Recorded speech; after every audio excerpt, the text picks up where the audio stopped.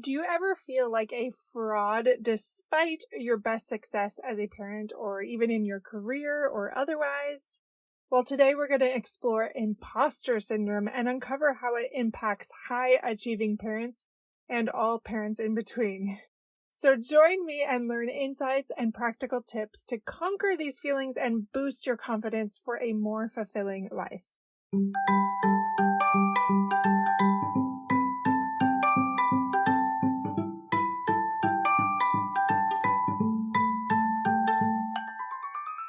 Hey parents, welcome to Fulfillment Therapy. Do you want to raise your kids better and have a stronger marriage? Are you up late at night researching marriage and parenting tools and self-care tips? Do you start each day hoping for deeper connections and less chaos, but it ends with family arguments and going 12 different directions again? My name's Kendra, wife, mom, therapist, and growth enthusiast. It wasn't until I discovered how to fulfill my unmet needs that I was finally able to show up as my best self as a spouse and parent. I realized that by meeting my needs, I could more fully meet the needs of my family with more energy and less resentment. In this podcast, I teach parents skills like boundary setting, prioritizing personal needs, communication, and claiming ownership. Just like my clients, you'll be shocked by the improvement in your marriage, parenting, and personal life when you focus on fulfilling your important unmet needs. Ready to prioritize yourself so you can quit mentally throat punching people? Then grab those earbuds and head outside, and let's rock and talk.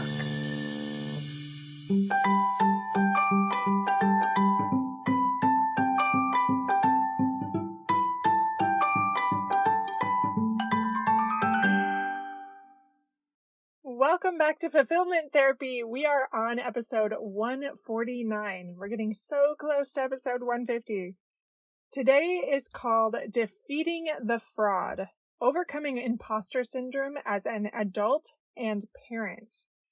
So if you are new here, I have to remember that a lot of you are. I want to welcome you back to Fulfillment Therapy. And this is a podcast where we explore strategies to help you and your family live a more fulfilled and meaningful life. I'm your host, Kendra Nielsen, and today we're tackling a topic that many high-achieving parents are struggling with: imposter syndrome. This is a very pervasive feeling of unworthiness, and it really can significantly impact our personal lives, and in turn, our families. We'll uncover what imposter syndrome is, and I'm going to share some actionable tips to help you overcome these feelings to create that more fulfilling life that I was talking about for not only yourself, but for your loved ones.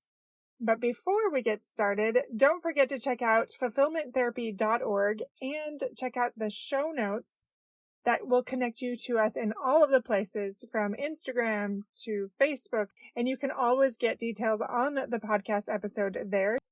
And I also share a number that you can text if you have different topics you'd like us to hit on, or if you're interested in signing up for one-on-one coaching, or even our coming courses, but you have some questions on it. Just text us and one of us will get back to you on the team, either me or my team members. And on fulfillmenttherapy.org, you can sign up for our email list, and we will send you updates and trainings and free resources without having to pay a therapist. So this is the place to do it. All right, now let's get back to this episode on imposter syndrome. So what is that? I know you generally probably know what that is, but that's that persistent feeling like I talked about of being a fraud despite evident success in your life and achievements. And you truly don't see them as such. You kind of poo-poo it or something, or just minimize any of that. It's more than that occasional self-doubt, but it's this deep-seated fear of being exposed as unworthy. Dr. Valerie Young is an expert on imposter syndrome, and she said, "The more successful you become, the more you may feel like a fraud." I know that I have personally felt that way before, actually quite a bit. And the more that I rub shoulders with other leadership out there or experts in the field, I am reassured almost that I am not the only one. And honestly, especially as a parent, I feel like there's this added pressure with both my husband and I being therapists, and even as a personal trainer, that I'm always under a microscope a little bit and wondering what people are thinking and trying not to think about that. And yet I do. And I often think, oh man, they're going to figure it out. Like, I'm not everything I could be or should be. I really try to manage those thoughts and not go down that road. And yet it does creep up every once in a while, especially as you get more successful, and it opens that door to more critics, essentially. And I know maybe not many of you have critics necessarily. I hope that you don't. But that imposter syndrome might be creeping up in your own life. When I was researching this, I discovered several stories of people feeling like imposters that I want to share with you because I just think it's very interesting. The first one I want to share is from Jodie Foster. She's one of my favorite actresses. She's just so powerful. I love her in a lot of her older movies, just incredible. But this is what she said in an interview with 60 Minutes. She thought winning an Oscar was a fluke, just like her first day of college. And this is what she said. It was the same way when I walked on campus at Yale. I thought everybody would find out and they'd take the Oscar back. They'd come to my house knocking on the door. Excuse me, we meant to give that to someone else. And I love that this powerhouse had the same thing. And actually Meryl Streep said something very similar, not about Jodie Foster, but about something else. That regular occurrence of feeling like you're not worthy. Let's take that understanding of imposter syndrome just a little bit deeper. It can manifest in a variety of ways, and it's often marked by unrealistically high standards of this fear of being found out.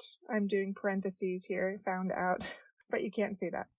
These feelings can lead to significant consequences, such as missed opportunities or reduced productivity, even low self-esteem or burnout or social isolation, depression and anxiety. And I see these things a lot in my clients. Think about that with you. Do you feel like you miss opportunities or that you have low self-esteem or you're burned out or any of those things, the depression, anxiety? Because that can be a symptom or a sign of imposter syndrome. There's another quick story I want to share of this author and columnist and co-founder of the Huffington Post. But this is what she said. The greatest obstacle for me has been the voice in my head that I call my obnoxious roommate. I wish someone would invent a tape recorder that we could attach to our brains to record everything we tell ourselves. We would realize how important it is to stop this negative self-talk. It means pushing back against our obnoxious roommate with a dose of wisdom. I'll find her name and I'll put that in the show notes, but isn't that such a good quote? And I love how she says that. Our obnoxious roommate. Our obnoxious roommate really does tell us all the things that we're doing wrong, and that negative self-talk is just unrealistic. This reminds me of my daughter yesterday was getting really frustrated by learning the ukulele, and she's brand new, but she just kept saying things like, I'm just so stupid, just terrible self-talk. And I asked her, I was like, would you tell that to your brother? Would you tell that to your friend? You would never talk like that to somebody else. And that negative self-talk, it's unkind and it's just not true. Now, it's easy to see in others, but it's not as easy to see in ourselves sometimes. But let's talk about this in another place. Maybe it's at work or in relationships.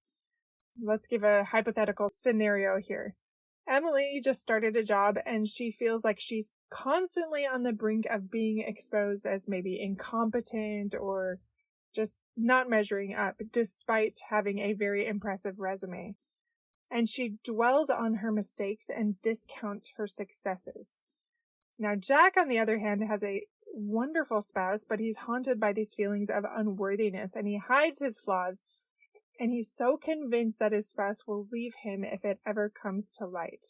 Those flaws that he thinks that are so big. Maybe you're Jack, maybe you're Emily, wherever it is, whether in parenting or in work, wherever. These scenarios are all too common, especially among high-achieving people like parents or individuals, and especially from underrepresented groups. It's estimated that around 70% of people have experienced imposter syndrome at some point in their lives. And that 30% that have not felt that, I want to talk to them because that's impressive. Here's another quick story for you. So Emma Watson, as you know, she played Hermione in Harry Potter. She's an actress, a model, and lots of other things. But she admitted to falling into the trap of imposter syndrome when she was in an interview with Vogue. And this is what she said. Now when I receive recognition for my acting, I feel incredibly uncomfortable. I tend to turn in on myself. I feel like an imposter. Any moment someone's going to find out I'm a total fraud and that I don't deserve any of what I've achieved. Does this feel familiar to you? I feel like I've definitely felt that. I think one of the best parts about getting a little bit older, I would not classify myself as old, but getting older and wiser is the more that you do that inner work, the less power these things have. And when I hear statements like this from Emma Watson or from my clients, it's a sign that there's other things going on and there's major insecurities there. But obviously she is quite talented, but for her to think that she's a total fraud and that she doesn't deserve any of that she's not good enough, that underlying message, that's what we work on in therapy, and that's what we really try to explore and peel back the layers of that. Let's talk about the risk factors and key facts here. So certain things increase the risk of imposter syndrome, such as being in a toxic or a hostile environment. So it could be a really bad workplace, for example, or a really unhealthy spouse. It could be a number of things. This could be experiencing discrimination or being the first in the family to take on a specific role. Obviously, having low self-esteem, I talked about that already, or growing up in an achievement-oriented household. Even having those perfectionist tendencies. These are things that we really want to be aware of, otherwise we're just going to pass on that pattern to the next generation. Like, I'm very much a high achiever, and I think about that a lot sometimes. Is my high achievement unrealistic for my family members? Or am I elevating them without that major pressure? Or am I encouraging them in healthy ways that inspire them? So I also found in my research that imposter syndrome is particularly prevalent among women and minorities who face pressures to prove themselves. That should not be a surprise. Well, since Michelle Obama is in both of those categories, I wanted to share a quote by her. She says, "I still have a little imposter syndrome. It doesn't go away. That feeling that you shouldn't take me seriously. What do I know? I share that with you because we all have doubts in our abilities, about our power, and what that power is." I think that was a great quote. Like, we all have that. And we all doubt our abilities, about our power and what our power is. Is that you as a parent? Is that you in a career? How does that show up for you? Well, I'm going to give you a few tips on how to overcome imposter syndrome because we all want that, right?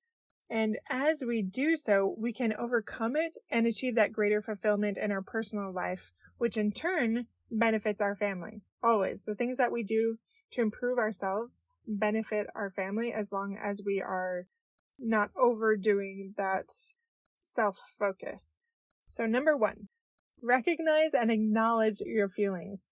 So the tip is start by acknowledging that you're experiencing imposter syndrome and recognize that these feelings are common and they don't reflect your true abilities.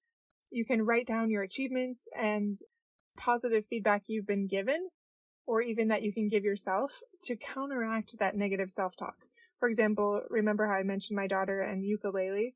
I could have her sit down and write what she's doing well, the things that she's seen as far as success since she started, or maybe even in other areas of her life, when she's just starting to learn something, and maybe even what she would tell her best friend. Number 2, reframe your thinking. So the tip is challenge those perfectionistic tendencies, which I know so many of you listeners have, and learn to view mistakes as opportunities for growth rather than failures. I love that failing forward thing. Like, I try to tell my kids about that all the time. Like, it's not about perfection. It's just about doing something you're afraid of, like leaning in to those things. Practice self-compassion by treating yourself with the same kindness you would offer your friend in a similar situation. Like I mentioned with my daughter, like a best friend or even a child or something like that, depending on your age.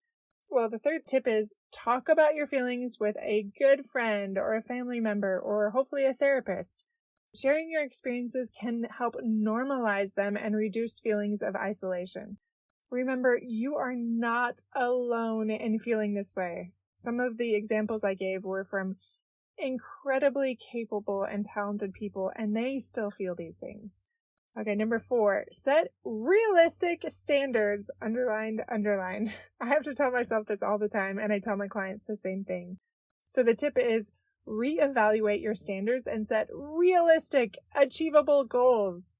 Like if you've never worked out before, do not say that you are going to work out 6 days a week and it's going to be 2 hours each. Obviously, that's a little bit extreme, but it could be very small, tiny adjustments. I'm going to walk around the block today, and I'm going to do that for 1 month, and then I'm going to do a little bit more. Now, many of us can do more than that, and if you have a bad track record of keeping commitments, then start small. So break those tasks into smaller, manageable steps and celebrate your progress along the way, with your family especially. Okay, last but not least, number 5, focus on your strengths. So the tip is identify your strengths and focus on activities that you can use to leverage them. So engage in tasks that make you feel competent and confident. I know you have those. And remind yourself of your skills and accomplishments regularly. Also underlining that, because especially my moms that come in, this is a big one. Dads too, but I especially see this with moms just feeling like they're not accomplishing a lot, especially if they don't have a career or they don't have talents or passions that they're working on yet. They can feel very discouraged and very much like they are acting like they have it all put together, but in reality, they just feel depressed and anxious and that they're not doing anything with their lives besides being a dishwasher and a launderer and all of these things.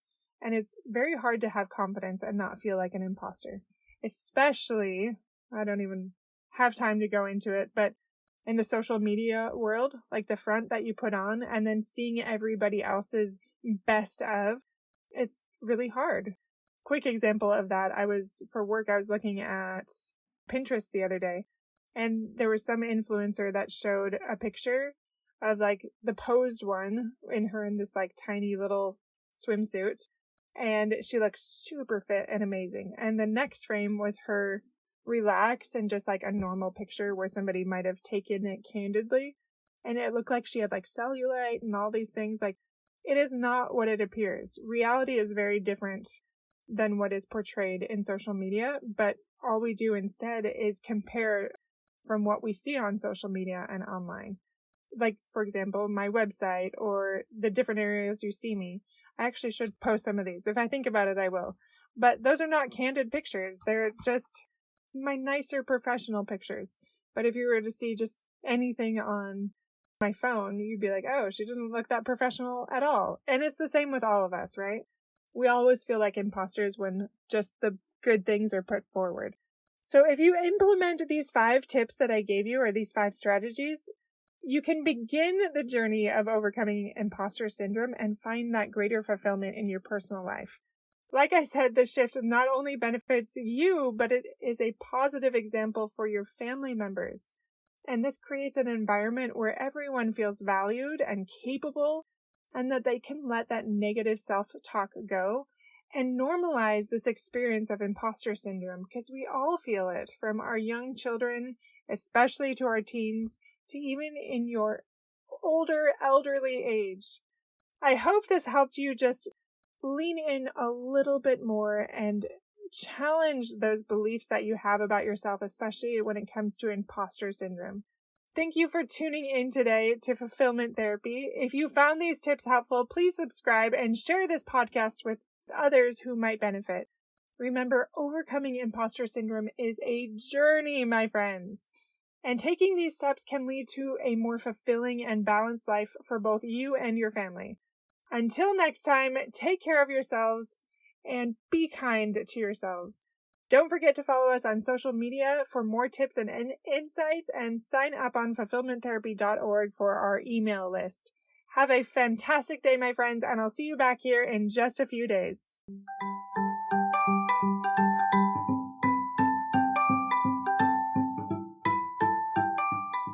Hey friends, I hope you enjoyed today's episode. If you did, chances are someone else would too. Would you take 30 seconds to share this with a friend who's looking for greater family fulfillment? And while you're sharing, tell me what you think about the show by leaving a review on Apple Podcasts. It refuels me when I hear this podcast is helping you. No matter what your house or your hair looks like, I'll meet you back here every Monday and Thursday morning for more episodes. Until then.